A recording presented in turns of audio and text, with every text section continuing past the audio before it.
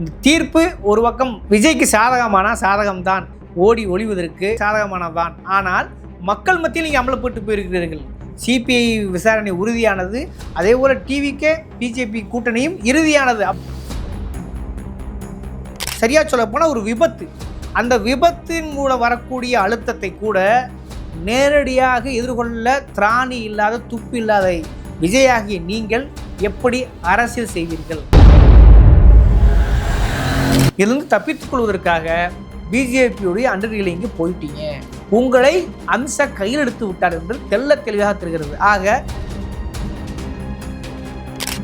அது ஆதவர்ஷனாக இருக்கட்டும், நடிகர் விஜயாக இருக்கட்டும், சிபிஐ கொடுத்ததே காலம் தள்ளி ஒரு 5 வருஷம் கேஸ் தள்ளி போடுங்கன்னு சொல்றதுதான் சிபிஐ.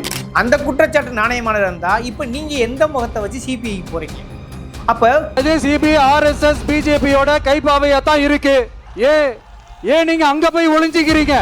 அந்த பயத்துல நீங்க ஒன்றியத்தோட ஆட்சிக்கு பின்னாடி நீங்க போய் ஒளிஞ்சிக்கிறதுக்கு காரணம்.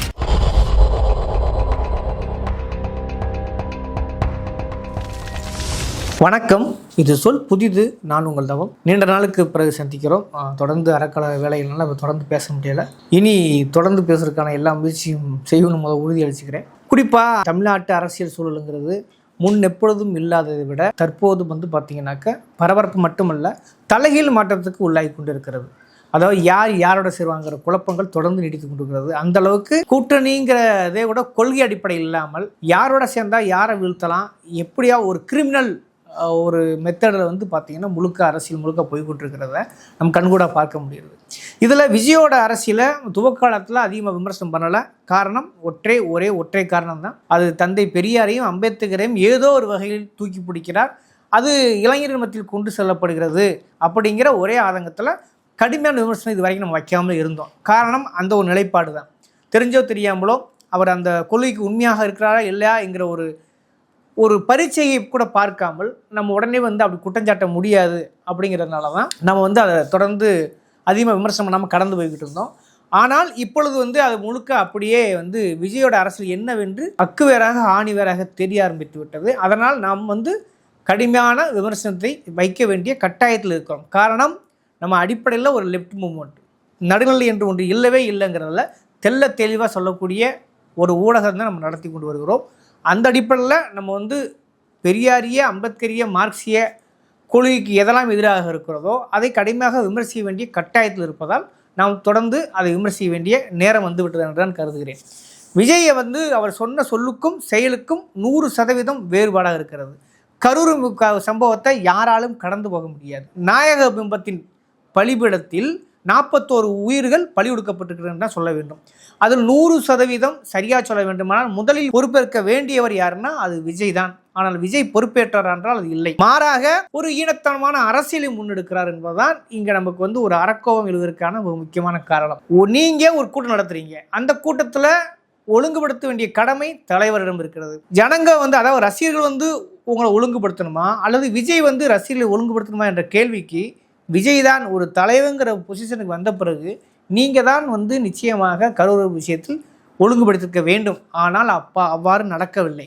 காரணம், உங்களோட வேறு ஒரு விஷயங்கள், அதாவது கூட்டம் அதிகம் சேரட்டும் என்று கூறி கிட்டத்தட்ட நீங்கள் உங்கள் வெப்சைட்டில் போட்டது என்னென்னா 12 மணிக்கு வரதாச்சு, அங்கே 3 மணி to 10 மணி அப்படின்னு தகவல் கொடுத்துருக்கிறீங்க. அதாவது அனுமதி பெற்றது. ஆக இதிலேயே முரண்.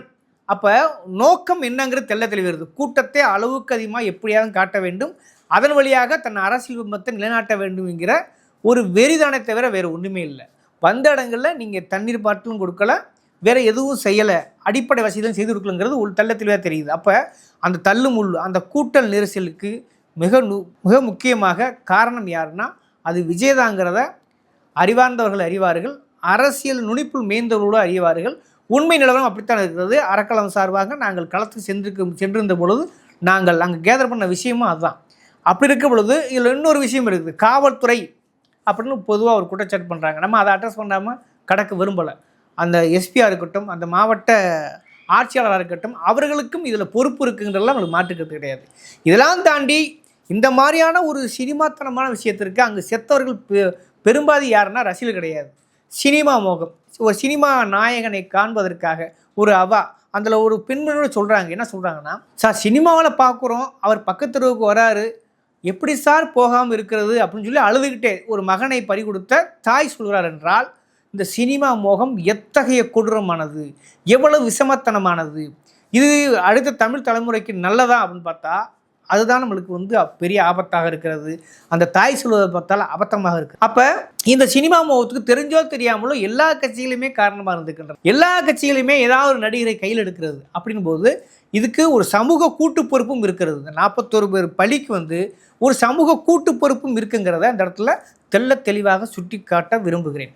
ஏன்னா எல்லாருமே கடந்து வர முடியாது. ஆனால் அளவுக்கு அதிகமாக இதில் 100% பொறுப்பேற்க வேண்டியவர் முதல்ல யாருன்னு சொன்னால் அது விஜயாகத்தான் இருக்க வேண்டும். ஆனால் விஜயோட அந்த காணொலி என்பது, அவர் உடல் மொழி என்பது, அவர் பேசிய வார்த்தை என்பது இன்னமும் தன் லாப வெறிக்கு, ஒரு தாந்தொண்டித்தனமான அரசியல் வெறிக்கு இந்த 41 பேரையும் பலி கொடுத்துமே என்கிற ஒரு குற்ற உணர்வு கூட இல்லாமல் பேசியிருக்கிறார். ஆக அதை ஒருபோதும் இருக்க முடியாது. விஜய் சரியாக சொல்ல வேண்டுமானால் அந்த காணொலியில் அம்பலப்பட்டிருக்கிறார் என்று சொல்ல வேண்டும். அடுத்து ஒரு விஷயத்துக்கு வருவோம்.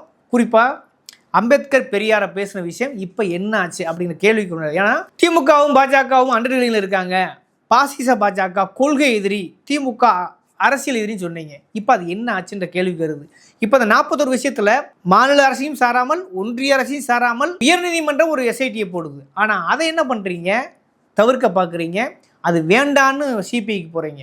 இதே சிபிஐ பற்றி நீங்கள் எவ்வளவு குறை சொன்னீங்கன்றது கடந்த கால உங்கள் வாயே முன்னுதாரணமாக இருக்கிறது. அதே சிபிஐ RSS பிஜேபியோட கைப்பாவையா தான் இருக்கு. ஏன் நீங்க அங்க போய் ஒளிஞ்சிக்கிறீங்க? அந்த பயத்துல நீங்க ஒன்றியத்தோட ஆட்சிக்கு பின்னாடி நீங்க போய் ஒளிஞ்சிக்கிறதுக்கு காரணம் அது ஆதவர்ஜனா இருக்கட்டும், நடிகர் விஜயாவும் இருக்கட்டும். சிபிஐ கொடுத்ததே காலம் தள்ளி ஒரு 5 வருஷம் கேஸ் தள்ளி போடுங்கன்னு சொல்றதுதான் சிபிஐ. அந்த குற்றச்சாட்டு நாணயமானது இருந்தா இப்ப நீங்க எந்த முகத்தை வச்சு சிபிஐக்கு போறீங்க? அப்ப ஒரு இன்சிடென்ட், சரியா சொல்ல போனா ஒரு விபத்து, அந்த விபத்தின் மூலம் வரக்கூடிய அழுத்தத்தை கூட நேரடியாக எதிர்கொள்ள திராணி இல்லாத, துப்பு இல்லாத விஜயாகிய நீங்கள் எப்படி அரசியல் செய்வீர்கள்? யாரை எதிர்ப்பீர்கள்? எப்படி உங்கள் கொள்கை எதிரியை எதிர்ப்பீர்கள்?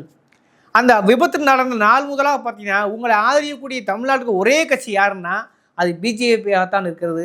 அடுத்து ஏடிஎம்கேவாக இருக்கிறது. அப்போ இதில் என்ன நடக்கிறது அப்படிங்கிறது கைப்புண்ணுக்கு கண்ணாடி தேவையில்லை. அப்போ நீங்கள் என்ன பண்ணுறீங்கன்னா இதுலேருந்து தப்பித்துக்கொள்வதற்காக பிஜேபியோடைய அண்டர்நிலைக்கு போயிட்டீங்க.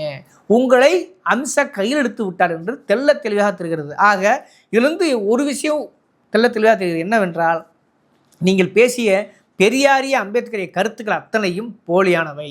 அது திமுகவை எதிர்கொள்வதற்காக நீங்கள் கையாண்ட ஒரு கயமத்தனம் தான் நீங்கள் பெரியாரையும் அம்பேத்கரையும் தூக்கி பிடித்ததை தவிர உண்மையில் எல்லளவும் பெரியார் மீதோ அம்பேத்கர் மீதோ அவர் கொண்ட கொள்கைகள் மீதோ பற்று இல்லை என்பது தெள்ள தெளிவாக இந்த கரூர் சம்பவம் உங்களை அம்பலப்படுத்தி இருக்கிறது என்றுதான் உறுதிபட சொல்ல வேண்டும்.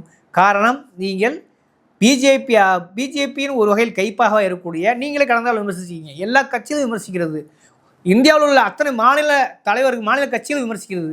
பிஜேபி அல்லாத அத்தனை கட்சியிலும் என்ன சொல்கிறது? ஐடியா இருக்கட்டும், ஐடியா இருக்கட்டும், சிபிஐ இருக்கட்டும், எல்லாமே ஒன்றிய அரசின் கைப்பாவையாக இருப்பது என்பது நாங்கள் மட்டும் சொல்லவில்லை, எதிர்க்கட்சியில் மட்டும் சொல்லவில்லை, பல நேரங்களில் உச்சநீதிமன்றங்களே சொல்லியிருக்கிறது, நீதிமன்றங்களே சுட்டி காட்டிருக்கிறது, பல முறை உச்சநீதிமன்றத்தை கொட்டு வைத்திருக்கிறது. அப்படி இருக்கையில் சிபிஐயை நீங்கள் எப்படி நம்புகிறீர்கள்? இது எந்த வகையில் சரி? அப்போ முழுக்க நீங்கள் அம்பலப்பட்டு போயிருக்கிறீங்க. நீங்கள் கொள்கைவாதி அல்ல, நடிகர். அந்த நடிக அபிலாசையில் ரசிகர்கள் என்ன சொல்லப்போனால் கொஞ்சம் கூட என்ன சொல்கிறது, ஒரு மெச்சூரிட்டியே இல்லாமல் நீங்கள் எப்படி சங்கின்னு சொல்லும்போது அவர்கள் மூளை கொண்டு சிந்திப்பவர்கள் அல்ல என்று சொல்வது போல, தற்கொலை என்று சொன்னால் அவர்களும் சிந்திக்க லாயக்கற்றவர்கள், சொந்த மூளை கொண்டு சிந்திக்க முடியாதவர்கள் என்பதை விஜயாகி நீங்கள் அவரை அப்படி உருவாக்கி வைத்திருக்கிறீர்கள். அப்படின்னா நீங்கள் பெரியார் அம்பேத்கரை தூக்கி பிடித்தது பொய் என்பது மட்டும் தெள்ள தெரியாது. அதனால் உங்களை கடுமையாக விமர்சிக்க வேண்டிய இடத்துக்கு நாம் நகர வேண்டியிருக்கிறது. அது மட்டுமல்ல, நீங்கள் இந்த 41 பேர் பலி விஷயத்தில் கரூர் சம்பவத்தில் முழுக்கவே அம்பலமாயிருக்கிறீர்கள். மறைமுகமாக ஏடிஎம்கேடைய ஊராட்சி மன்ற தலைவர் ஏன் உங்களுக்காக உதவ வரணும்? ஏன் பிஜேபி உங்களை வலிஞ்சு ஆதரிக்கணும்? இந்த கேள்வியெல்லாம் மொத்தமாக பார்த்தால் இது தமிழ்நாட்டு நலனுக்கு எதிரானது, தமிழ்நாட்டு சமூக நீதி கொள்கைக்கு எதிரானது, தமிழ்நாட்டின் மாநில சுயாட்சி கொள்கைக்கு எதிரானது.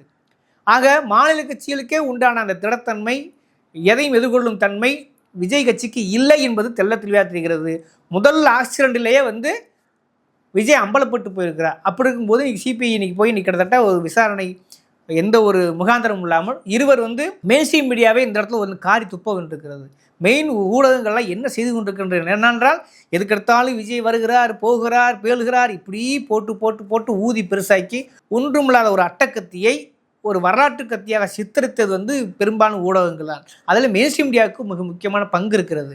ஆனால் இந்த கரூர் சம்பவத்தில் எந்த உண்மையான ஊடகங்கள் வெளிக்கொண்டு வந்தீங்கன்னா அப்படி கிடையாது. நம்மளை மாதிரி இருக்கிற டிஜிட்டல் மீடியாக்கள் தான் அந்த விஷயத்தை வெளிக்கொண்டாந்தார்கள். குறிப்பாக ட்ரைப் சேனல் கரிகாலன் தோழர் அரவிந்த் தான் அந்த ஸ்பாட்டில் போய் சிபிஐ வழக்கு போட்டதே பொய்யானது, அந்த பெற்றவர்கள் பாதிக்கப்பட்டவர்களுடைய அனுமதியே இல்லாமல் போடப்பட்டுக்கின்றதை கொண்டு வந்தது யாருன்னா அது யூடியூப் சேனல்கள் தான், அது டிஜிட்டல் மீடியா தான். அங்கே தான் உண்மையான ஊடகமாக செயல்பட்டுருக்கிறது. அவர்கள் தான் உண்மையான ஊடகங்களாக இருக்கிறார்கள். இதை வந்து யாராவது ஒரு மெயின்ஸ்ட்ரீம் மீடியா, நான் சன் டிவி சேர்த்து கூட சொல்கிறேன், யாராவது கொண்டு வர முடிஞ்சா கொண்டு வரலையே. அப்போ இன்றைக்கி வந்து களத்தில் என்ன இருக்கிறது என்று சொல்வதற்கு டிஜிட்டல் மீடியாக்கள் தான் தீவிரமாக உண்மையாக இருக்கின்றன. அது அந்த சார்போ இந்த சார்போ, ஆனால் உண்மையை வெளிக்கொண்டுவதில் இவர்கள் தான் தீவிரமாக இருக்கலாம் தவிர மெயின்ஸ்ட்ரீம் மீடியாக்கள் முழுக்க அது வேற ஒரு துணியில், வியாபார துணியில் மட்டும் உறுதியாக இருக்கிறது தவிர களத்தில் மக்களுக்கு ஆதரவாக இல்லை என்பது இந்த கரூர் சம்பவம் நமக்கு நினைவூட்டுகிறது. அப்போ அந்த 2 பேருடைய விசாரணை இன்னைக்கு சேர்ந்து வந்திருக்கு. அதாவது சிபிஐக்கு மாற்ற சொல்லி உச்சநீதிமன்றம் உத்தரவு போட்டு விட்டது. அதற்கு முக்கிய காரணமாக புகார் கொடுத்தவர்கள் முக்கியம் யார்? அந்த 2 நபர்கள். அந்த 2 நபர்கள் பேரில் போர்ஜரி பண்ணப்பட்டிருக்கிறது. அவர்கள் அனுமதியே இல்லாமல் சிபிஐ வழக்கு கேட்கப்பட்டிருக்கிறது.